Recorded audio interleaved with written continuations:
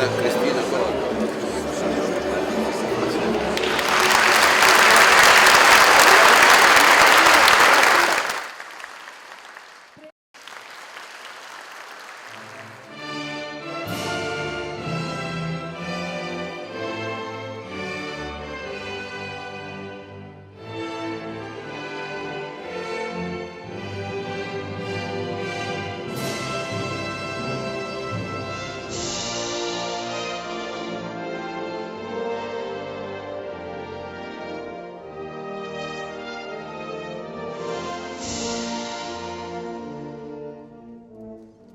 Vaše večerašnje prisustvo i odavanje počasti Međunarodnom danu Bošnjaka je... Članovi vlade, poslanici Skupštine Republike Sjeverne Makedonije, prisutni, assalamu alaikum. Republika Sjeverna Makedonija kao naš zajednički dom zaslužuje da bude razvijena i moderna evropska država.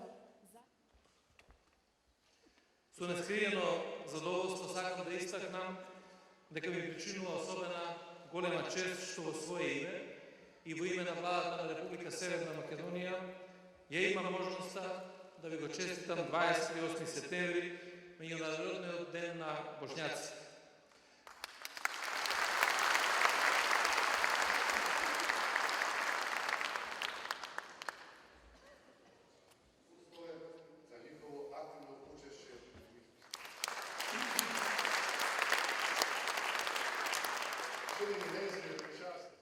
Koji rade i koji su, kako su moji prethodnici kazali, Sjeverne Makedonije, potpredsjedniče vlade Republike Srbije, uvaženi poštovani